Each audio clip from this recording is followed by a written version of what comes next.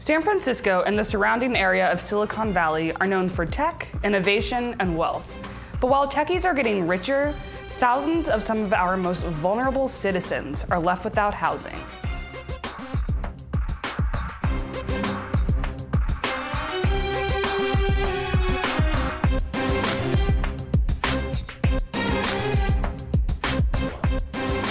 Last month, tech entrepreneur Greg Gottman, the one who called homeless people degenerates, announced a peace offering. His idea, a cruise ship for homeless people to live on. No matter what you think of the idea, it is trying to solve a real problem. San Francisco has the highest proportion of unsheltered homeless people in the US, with 511 people on the streets for every 100,000 residents. More specifically, the city has just a little over 1,200 emergency adult shelter beds for a homeless population of about 6,700. That's according to the San Francisco Department of Homelessness and Supportive Housing. Meanwhile, Silicon Valley has the nation's second highest concentration of wealthy people, and the Greater Bay Area ranks high on the wealth concentration list. There has to be a way to merge these two worlds. Today, I'm chatting with Rose Broome, the founder of HandUp, about ways the tech industry can help tackle homelessness. Rose Broome is the founder and CEO of HandUp, a startup that supports homeless people. HandUp does this in a couple of ways. The first is through gift cards that people can purchase to hand out to homeless people, who can then redeem them for food and other basic necessities. On the web, HandUp lets homeless people and nonprofit organizations launch fundraising campaigns to help people access affordable housing and education. So Rose, how big of a problem is homelessness in San Francisco?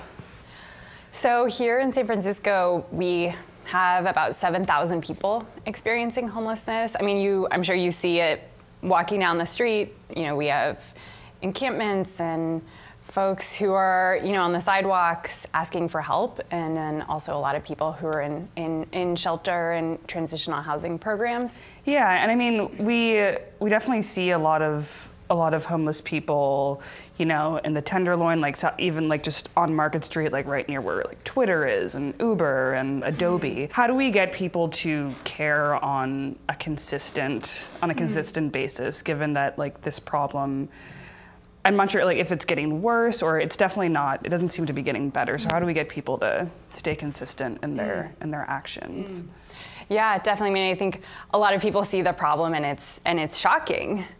And I think when companies give their employees ways to engage and stay involved, I think that can be really helpful. I think Zendesk is an amazing example of this. They send volunteer teams to the local soup kitchens to get involved, but they also help with technology services as well.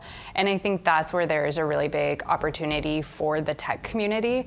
I think people forget that there's software even in homeless services, and there are needs for anything as simple as a website, but also database systems and beyond. We just did the point-in-time count, so every year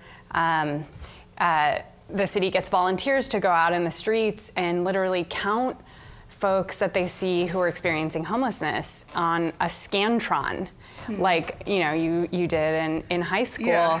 And I think there's a dream of wow, there should be an app that lets you do that. Yeah, there's got to be a more efficient way of doing that. Yeah, and so there's definitely a lot more technology that we need in this space.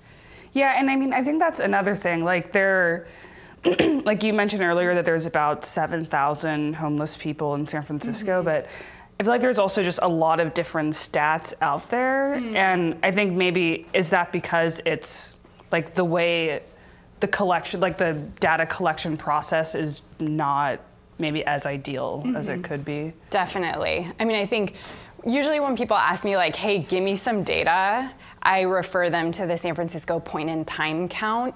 If you search for it, there's a great executive summary. That's one of the best pieces of data we have around homelessness in the city. And so that's why I think that's such an important event. But then there are other stats that are national stats.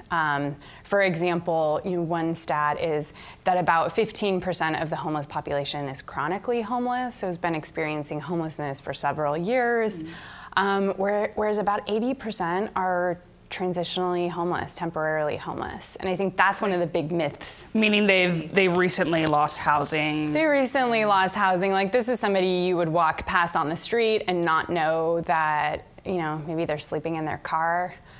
We had a member raising money on HandUp who was sleeping in her car with her 13-year-old daughter, and the car was a Mini Cooper. You would walk by these people and just think like, oh, they're like waiting for someone. Yeah.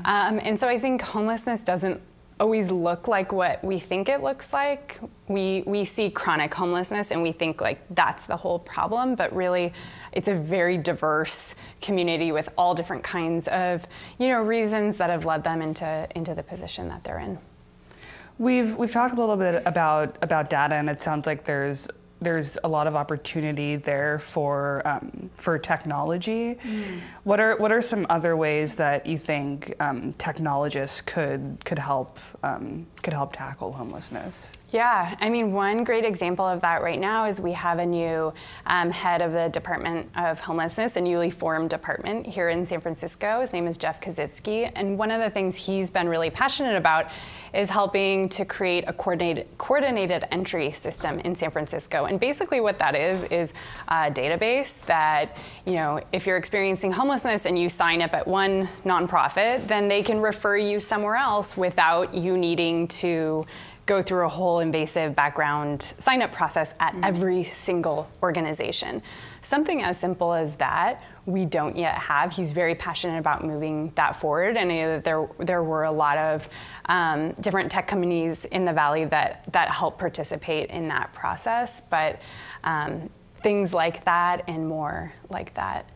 You know, you can think about how you send your employees out to volunteer, but you can also think about how your very skilled and talented employees can bring those skills into helping homeless service organizations.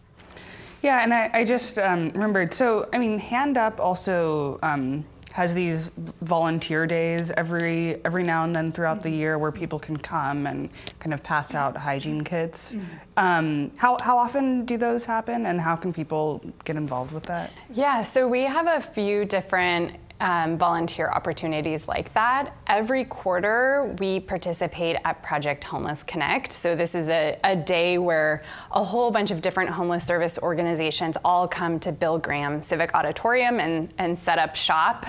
And so we sometimes run a booth there as well, and sometimes we do these outreach walks. And so that's one I think you had participated in and covered, where we had a few different companies that wanted to give their employees, an opportunity to go out and, you know, talk with folks and give out HandUp gift cards in the streets and really take that experience that all of us have of, you know, walking down the street and kind of feeling like, what do I do? Like, here's a human being. They're asking me for help. I want to help them. I don't know what to do in this situation. And giving them a way to respond. So they gave out gift cards. They also gave out socks. Socks are like gold out on the street, black socks especially. And so giving people an opportunity to engage in that way. One other thing that I want to say on that is one simple thing that everyone can do to help is just give your acknowledgement. Just look somebody in the eye. Just say hello.